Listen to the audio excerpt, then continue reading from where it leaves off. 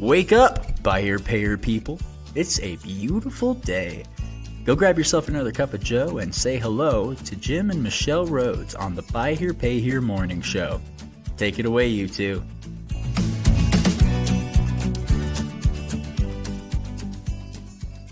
Right. Good morning. Oh, is it time to go? It is. Are you off your phone now? I'm going to turn my do not disturb on so that I don't get any phone calls or disruption during the broadcast. Hello, everyone. Welcome to a White Hat Wednesday. You can see the white hat over Michelle's shoulder. I finally made the purchase for those of you who didn't see it. I made the purchase of the white felt hat. Mm-hmm. And so we got that over her shoulder, and you can see my background is still trying to figure out what you want to do. No, I haven't spent any time figuring it out at all. It's just there. And I realized when it's go time, I'm like, oh, I still don't have a background. One day. Yeah. That's okay. Yeah. In the meantime, we'll have a solid background. But so no big announcements. We got data coming in. Mm-hmm. We're doing our first V8 meetings this week. And so there's data coming in, and I'm barely just getting to dive into all of it. But looking forward to our meetings in January. They're a little compressed because of the holiday schedule, of course. Yeah. And then we're contemplating, no official announcement yet, but we may take a break of a couple of weeks here during the holidays from the podcast. And so kind of take a pause, and rather than post reruns, because you can find all the reruns on our YouTube channel. So rather than post reruns, we may just take a bit of a break. So we'll decide and let folks know. I think I like that idea. Yeah. Feels right. Yeah, it does.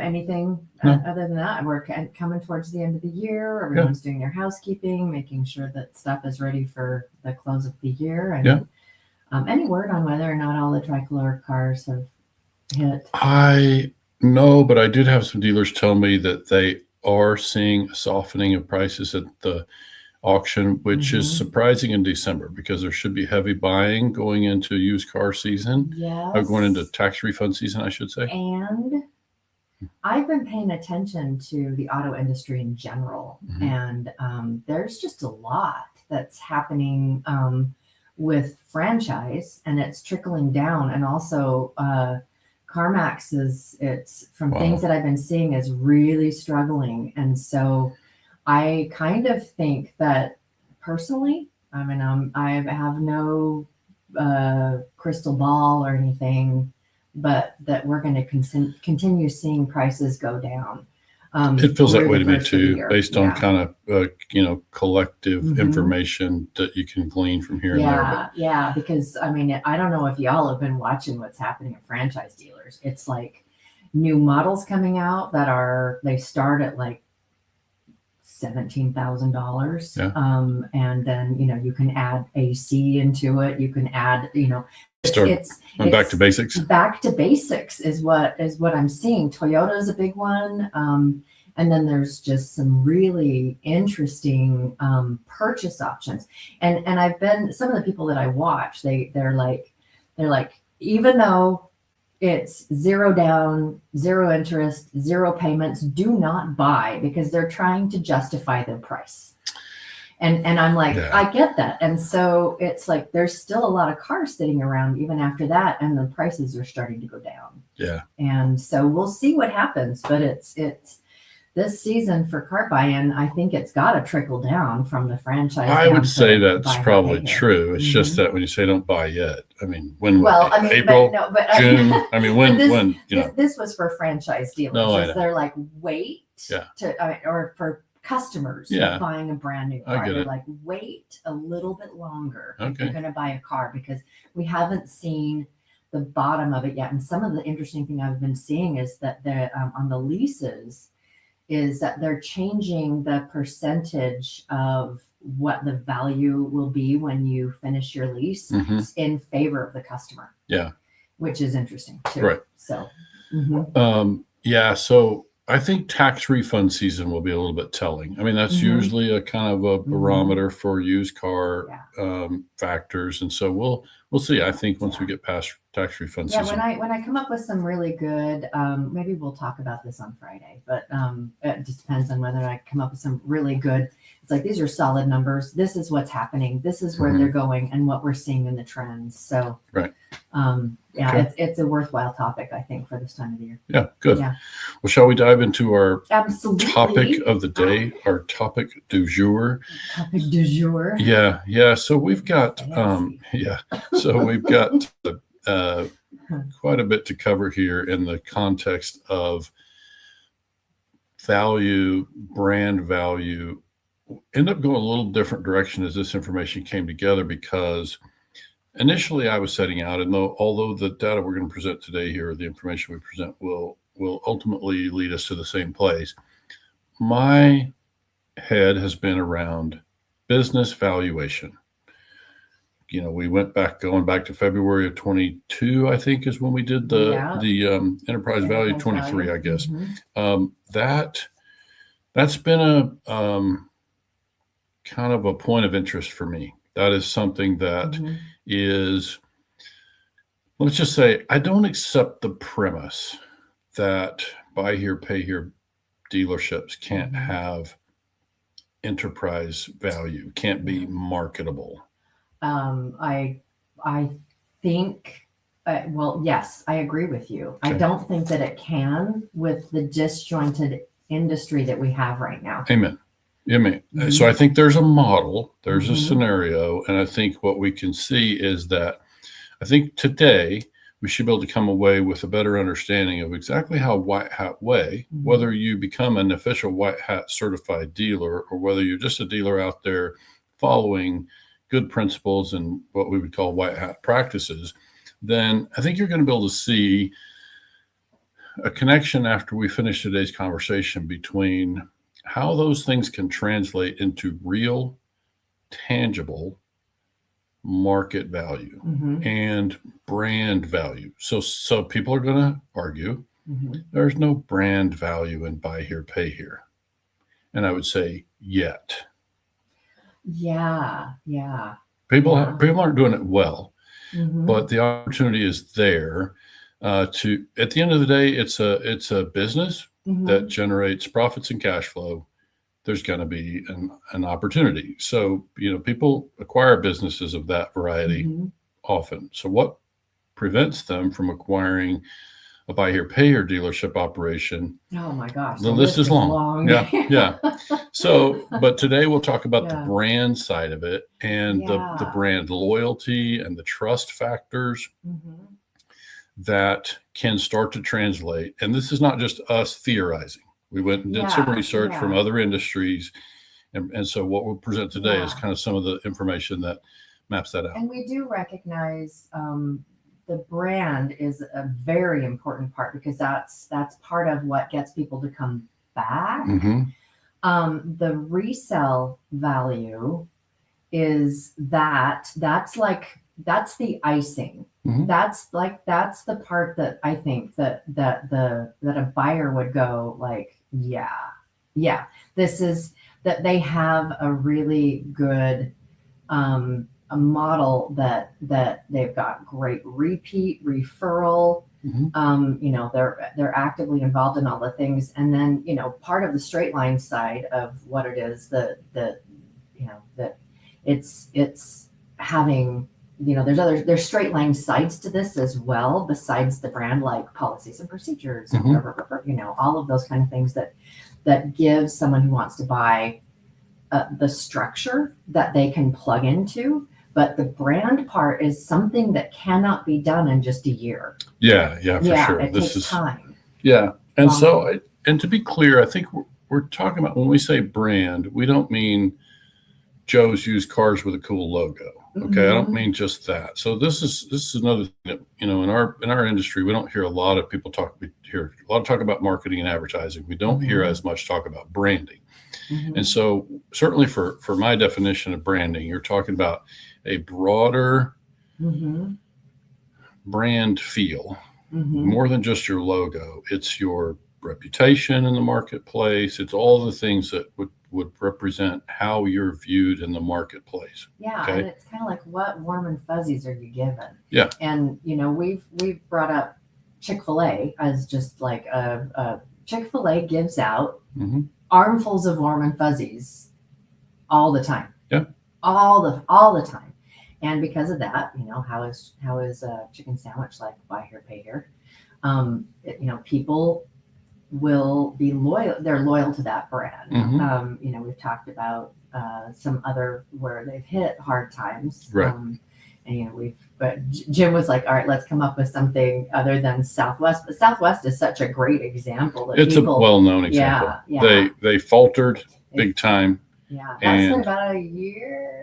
I don't remember. It's probably been 2 years because I Mhm. just saw an article where Mhm. the government agreed to waive the last $11 million.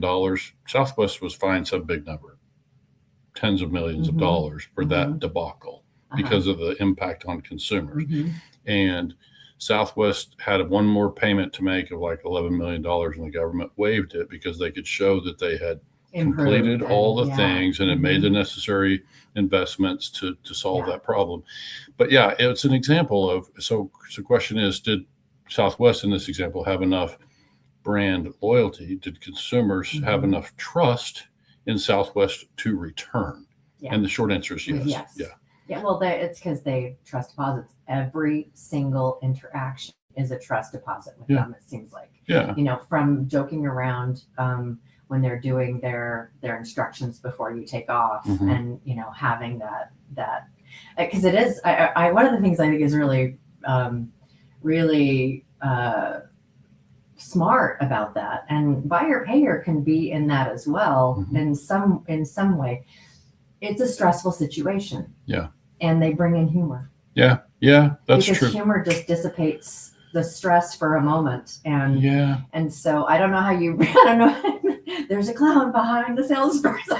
But I mean, it's like, that's an interesting thing to explore, is how can you bring in appropriate humor into the thing and make it fun? Make it just fun for people. Humor's good. And I would say that, out of 100 people, there would be a percentage that would be annoyed by the humor, and there would be another percentage that like it. But I would say, when I think about the businesses like your Chick-fil-A's and your Southwest Airlines, one of the things that I feel like they do is really do human to human better than most businesses. They make eye contact. They talk to you like a person. They, in your example, they joke around a little bit, but they, more so with Southwest. They're relatable, and they make a connection, right? So this is, Michelle and I show up for all these White Hat Wednesdays, and we talk about these things that sound really soft. And so today the effort is to try to help everybody listening, dealers especially, to make the connection between these soft things that we're talking about. We're going to talk about something, of an operational basis, like operational discipline. How do you incorporate these things into your business and have it really show up in value? Okay? Well, and I love that where you're the soft, because even they're two completely different industries. Yeah. Those right there. It's fast food. It's flights. Yeah. Yet they are, it's so easy to see that their business is built upon it's a relational trend, or it's not a transactional thing. It's a relational thing, is they're building a relationship. And they're going to sell some chicken sandwiches or some seats on a thing. But, you think in your own mind, because this is, you pull yourself out of your own industry, other chicken places that are transactional, other airlines that are transactional, and the difference, the feels, all of that that's associated with it. Yeah, the feels is going to be relevant here. And I think this is the part that we want to break down. And we pulled some articles. I just shared the article. I had all these comments, and that's you. I just shared, and I didn't want to forget. And I'm going to share another one now. These are articles that we actually, sourced in doing our research for this subject. And so I would say, some great ones. Let's and I hope these will translate, because I'm leaving the UTM tail on the URL. So we'll see. And you've got it at chatgpt.com too. We'll see if it. I think that's just the UTM. That's just the source of the article. So the link rather. So hopefully it works. And if not, we'll find another one. But otherwise, just know that these articles are some of the ones that we researched and kind of looking at brand loyalty. And one of the first things I really want to dig into is this idea of trust as a risk reducing moat. Okay. I love the word moat. Okay. And I actually heard it Mhm. used in a business term. Mhm. I maybe I'm just I don't know if others have heard it in this way, but in a meeting we had recently, and they were talking about things that people look at for a moat for investing, Right. and it's like a moat. What does that mean? Mhm. And so Yeah. So, if I have a business and Mhm. it's determined that I have a moat, that just means I have protection to some degree from competition because I have some unique elements Mhm. that others have called a defensible position. Mhm. Okay. So it's like that's where trust. So this is where dealers, if we can get good at this soft part, Mhm. then it can start to show up in some really hard numbers Mhm. that, we'll make that case here momentarily. But just when we think about establishing trust Mhm. with the consumer, we know that translates into several different benefits for Mhm. us, right? We Go ahead. also know that the appetite for large businesses, people that have investable money, Mhm. is social good. Yeah, for sure. We're going to talk about that. It's becoming more and more and more something that is part of the conversation. It's becoming more provable too, like And it's becoming more statistically. provable, So yeah. this is something we'll get to, and I think so. Let's talk about so that there's a moat element, Mhm. obviously. So with trust, so what can happen with trust if we have trust as a moat? What does that let us do? It means if they trust me, Michelle, and they don't trust you, we have the same product. They'll pay me more for the same product than they'll pay you because Yeah. they trust me.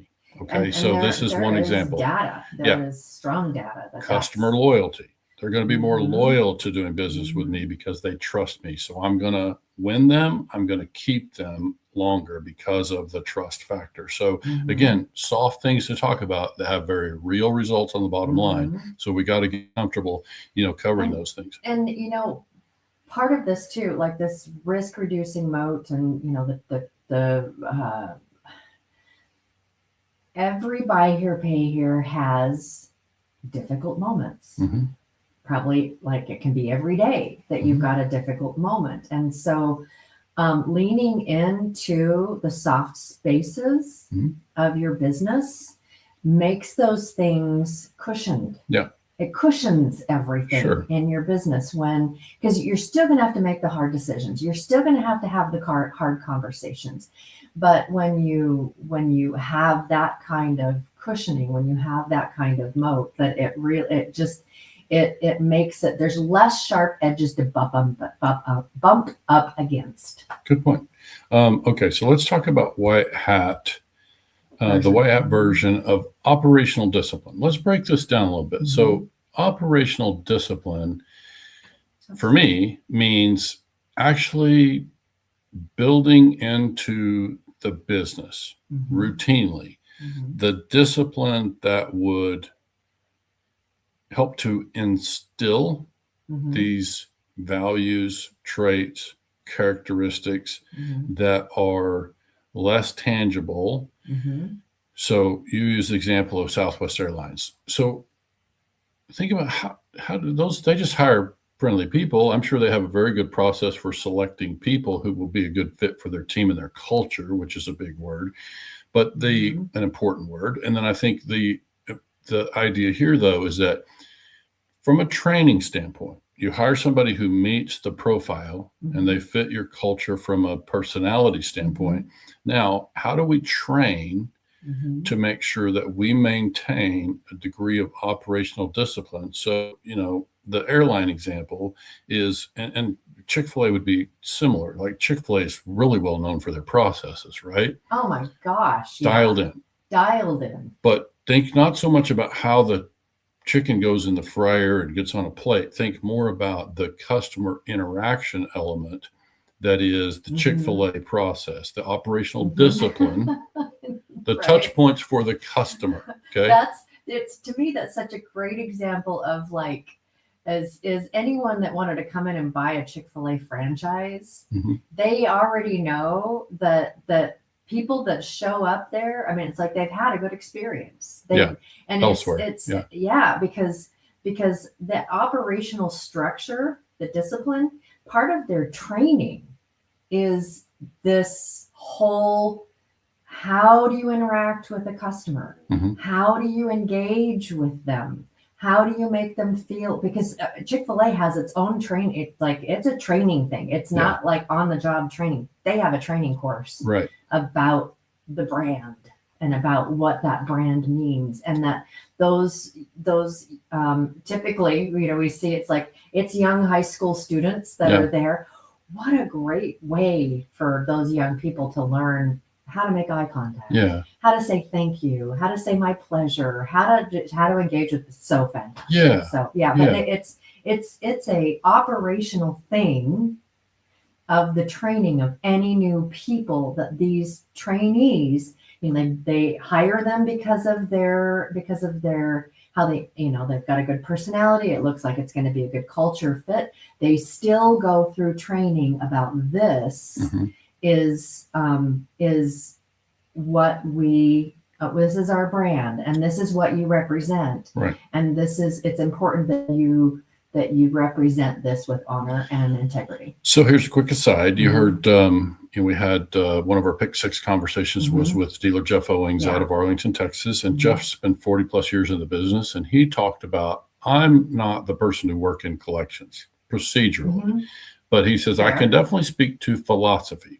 And he shared that he's had the same philosophy since about 1985, which means you have consistency across all those years of keeping the same philosophy. So now the question becomes for me and his example and others is how much of what is there, and it doesn't matter. We can drop the example about Jeff. It's like the question becomes in any scenario, let's make it about me. I have a business that I have a philosophy and I'm considering selling the business to you. So what we want to talk about is how much of what I have installed in my business is conveyable.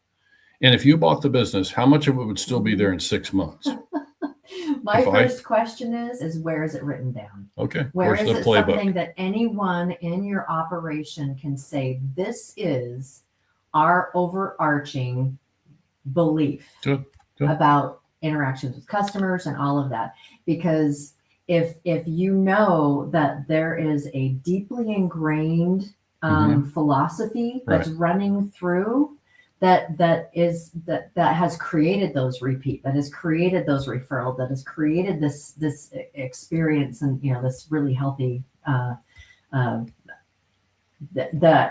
would be, for me, that would be one of the first things that I'd want. It's like, I want to see the warm and fuzzies articulated. Good. I would call that just generally a playbook. And I think this is part of the work that White Hat Way is able to embark on behalf of dealers, is to create that sort of material in a way that it's available to everybody in all departments. Right. And so that we're able to have that in writing, especially where our focus would be first. And all they certainly dovetail with the straight lines procedural things. I think our work in White Hat Way will be first on philosophy, then on policy that reflects that approach and that philosophy. And so this is the work that we're about, and the reason that this becomes important in that way. But I would say one of the things that is also a challenge that I accept is to be able to demonstrate in the coming months and years the real value translation from those efforts. Okay. So being able to document that, and we'll talk about this thing called ESG in just a minute. So we'll do the next one, reputation. We do reputation, brand equity. And this is just we can all understand that reputation is certainly amongst those soft elements that should have an impact. Again, I'm the seller, you're the buyer. Is the reputation of the company going to be, is it an asset sale? Or are you just acquiring the assets and reputation matters not one bit?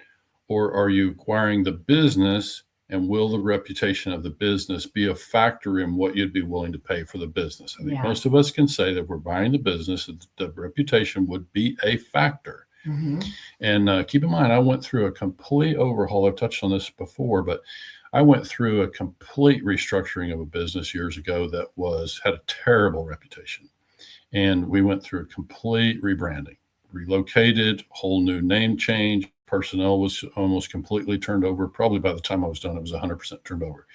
But it was, we had a reputation thing to overcome, and it worked. We got past it. We cleaned up the image, and it's really just, changed images and changed brands and just kind of did a restart, and it worked well. So I can say that, and I can tell you that dealer, the first time he walked into the business, the guy who owned it, he was really he was a passive investor really in this business. And so he hired me to come in and kind of do this turnaround. And I can tell you that the first time he walked into the building, barely just set foot in the front door, he said, "Now I feel like I have a business that has value." Hadn't even hadn't heard any customer interaction yet.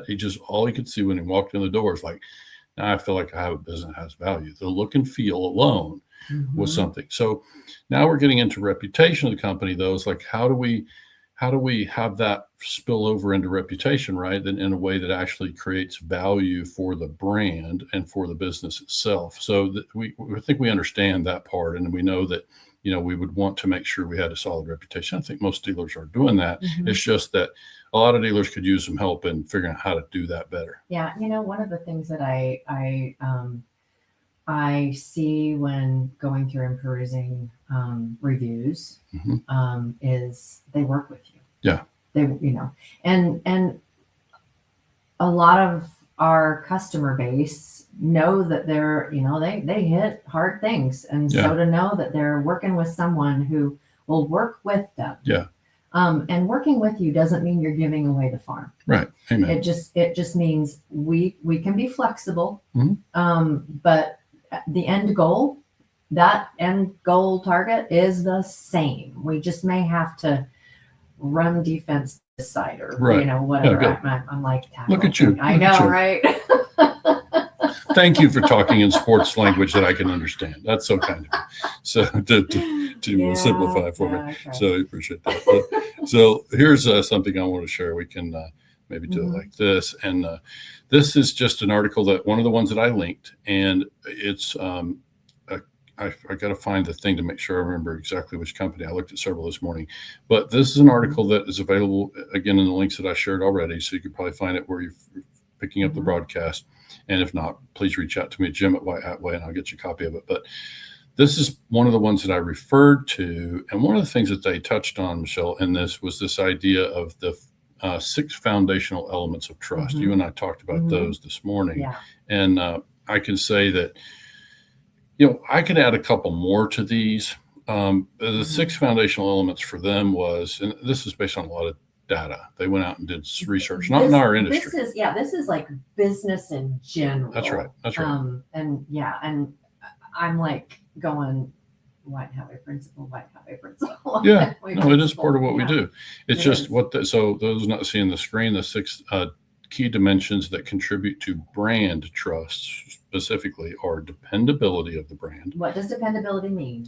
It means that it's going to perform consistently. It's consistent. Right. Yes. Right. Yeah. Then the next one would be transparency. How transparent are we in showing how we do business? All the things that where transparency would show up and look like, pricing approach, whatever it might be. So these are all ways that we can earn brand trust. The next one is integrity. I think most of us understand what they're going for there. Customer first. So this is something we talk about, customer-minded approach. Do you show? Because this is a really a good place to illustrate where dealers lose trust. Unfortunately, they don't show that they're customer first. Well enough. Sometimes they may mean to, but they don't show it very well. And so this is one of the elements. The next one is responsiveness. Oh, that's a big one. And we were talking about that this morning. Yeah, I think one thing I would insert in there is, and the analogy for me on this one's always around the idea of service. And as a dealer, I never Well, I take that back. That dealership that I referred to that did turn around, we actually had a shop in there and we did some customer work there. So it did come into play there. But even before that, when I was doing customer work at outside repair shops, it was always my challenge to myself and to my team that when we had a customer's car in for service, that we would reach out to them before they reached out to us. Okay. That is something that I think you should repeat. Because that's kind of proactive instead of being responsive and calling the customer back when they call us. I think one of the ways that we can really earn trust with a customer, it's not listed here because this is really about brand trust, but I think it's a missed opportunity here, is that when we can proactively communicate so that the customer, what happens when I pick up the phone and call you because your car is in service and I call you at 8:30 in the morning and say, hey, just a quick update. We still hope to have the car out today. They got the parts in. I'm giving you an update. What that really says to you, I hope, is that I'm thinking of you even when you're not here. Oh, absolutely. Right? Absolutely. Not just because you're on the phone asking me, is your car ready? Yeah, yeah. And and this is one of the positions or whatever in a dealership that I think that most dealerships would benefit from is a customer advocate. And this is a great thing that a customer advocate could do in your business. It's like, because you think about, call first thing in the morning, and then, if it's still not done or something has come up, you're calling in the afternoon. And if it's still not ready, they're calling again at night. Yeah. At the end of the day, it's like, we thank you so much for your patience. We hit a couple of snags. It's not going to be ready until, we found something else but having, if you can get and I mean, there are some really, really, really big operations where they might have, 50 cars that are all getting worked on at the same time, but usually it's not. Usually it's, 10 to 20, maybe. Yeah, but whether it's 2 or 200, the idea is the same in that we really want to, because I think that's scale, right? We either want to be able to build this brand trust with 2 customers or 200 customers. Amen. And so that means having a system that allows us to do that. Ideally, it's a more personal touch, but if it's a quick CRM that sends a text message in the morning, gives a quick status report, that's better than nothing. Oh, absolutely. Right? It's something. And imagine that the power of your brand when your reviews will say things like they communicate really well. Yeah. That it's like they'll let you know what's happening. Right. And because that's a thorn with a lot of people. Of course. It is, it's like, you've had my car for 2 days. I haven't had a word. Yeah. Why? Yeah, for sure. And they don't want to have to call. They're frustrated. If they do find they have to call, they're irritated on the phone. And we shouldn't be surprised that they're kind of irritated. They had to call and check on their car because it was supposed to have been ready yesterday. So it's like, this is just part of to me, it's a big trust building thing. And this is a trust deposit that I can make with a customer because, again, it says, I'm thinking about you. It says, I'm working on your car, even though you're not standing right in front of me, working on your behalf. Well, and yes, and even if you're outsourcing those things to be taken care of, but they're coming through you, and it's not the customer but even if you're outsourcing, it's like, make a phone call to the shop that and then report to your customers. This is where we're at. I called and talked to them, because it's also, you're going to gain a lot of positive check marks with your shop that you're subcontracting work out to, if they're not getting phone calls because you've already done it. If somebody has the cartoon strip out there, I would love to have it for the future conversations. So there's an old cartoon strip that I loved where the like the service advisor or the shop owner is on the phone with a customer and says, yes, your car should be ready soon. I have my best guy on it. And out the window, you can see that he's got one of the techs is sitting on the car eating his lunch. Like, I got my best guy on it. So, it's like, just because we make promises that aren't necessarily, don't satisfy the thing. But the last one is relevance. And I didn't get a chance to dig into that on their article to find out where they're saying that relevance builds trust in a brand. I can't say here. But again, I shared the article so folks can go over and find that one. But let's move on to this last one, which is about LSG or ESG rather. So it's ESG as a measurable asset class. So I was not familiar with ESG. I think I was familiar with the concept, but I didn't know it as that label once I got in to read it. So let me share this, because I think rather than me butcher the definition, let me just read the actual definition. Let's put it on the screen. You want to read that? ESG metrics: environmental, social, and governance. Began gaining traction this ESG metrics began gaining traction in the early 2000s, when major institutional investors started recognizing that a company's long-term performance wasn't determined by financials alone, but also how responsibly and transparently it operated. At first, ESG was viewed as a soft, qualitative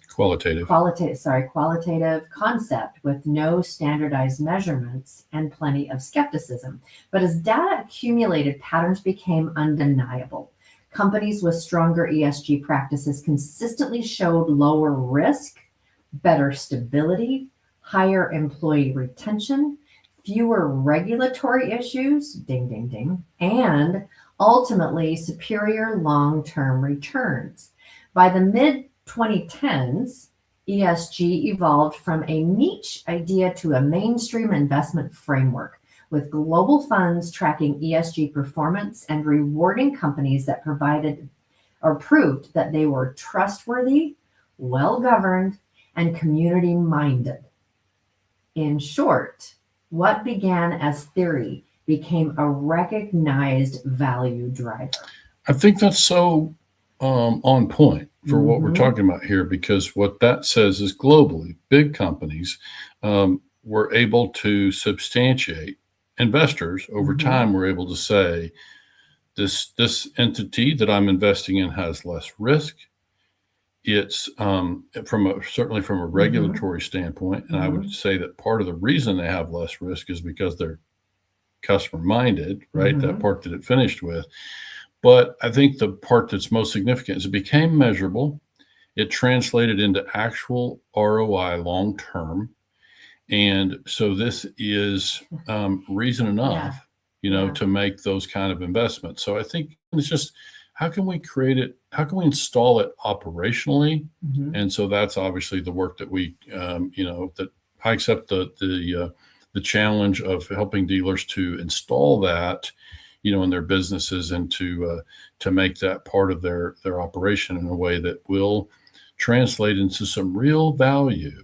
And even if you could say that even if it didn't translate into a dollar value in terms of net worth or net value of the business, if it made somebody willing to buy it instead of just an asset sale, right? Whatever the value is, like if it makes it marketable and conveyable, then that becomes something. And now the question becomes, it won't become marketable unless, to your point, unless there's a playbook that makes it repeatable. Okay. Yeah. So that you can't buy the business and expect the same results in 6 months or 6 years unless you have this playbook and can replicate that and follow. So operational discipline, got to start to take the steps to build it into the training, build it into the especially thinking about the touch points, the customer touch points would be where I would want to start on the White Hat Way side. But there will be other elements, of course, that can be introduced, but I think that's really where I would be recommending that we dig in on the customer touch points. Yeah. I love how that the article that you or the definition, that it was kind of like woo woo at first. Yeah. It's like intangibles. But as the data started coming in on that it now has become a major point to investment, right? Because and I'll iterate again. We have an opportunity here of if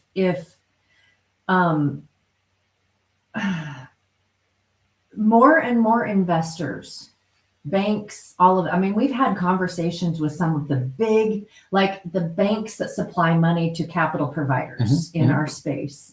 And when you start talking about social good, of doing something that is like helping it's not just selling a product, Yeah. but you're helping people Yeah. along the way. That is becoming more and more something that is it's becoming a bigger slice Mhm. of what a determining factor is for Yeah. where they're going to place money. And it's because there's going to be places out there that they're all straight line. They're all straight line. It's all ROI, your balance sheet, your whatever, all of that.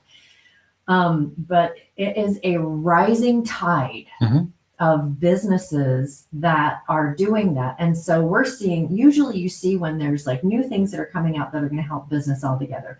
The big ones are the Mhm. first ones to adopt. And then it filters its way down to the smaller and the smaller and the smaller, because if they don't adopt, they're going to be left in the dust. Mhm. And this is one of the things I love about what it is that you've done, is that we're starting from the bottom too. True. And we're working our way towards it's like this is something that is about all business and all customer. Mhm. Yeah. too. Yeah, for sure. Yeah. Yeah, I think, in closing, I think what we could say is that I view that these things that we're talking about, intangible though they may seem to many, Mhm. they can absolutely impact bottom line. Mhm. They absolutely can impact marketability and actual value of the business. And we can feel good about our business as we conduct business. And your team gets to as Right. well. Right. Because, I don't think I've ever seen a really grumpy and unhappy person at Chick-fil-A or on Southwest. The people that Behind work the there, counter. they're just, they're like, Yeah. "Burp, burp, burp, burp," they have their tools and they have their, Sure. all of that. And it's just, your team, it's like your culture. It's an important part. And all of it's, this. So, okay. I thought you silenced me. I thought I did too. In fact, I think I Okay. did. This is an exception ringing through. All right, everybody. Thank you so much for joining us today. We really appreciate it. For our White Hat Wednesday, we'll be back again on Friday, and just hoping you all are enjoying this season. And we'll just see you guys Back here on Friday. Have a great day, everybody. We'll see you all later.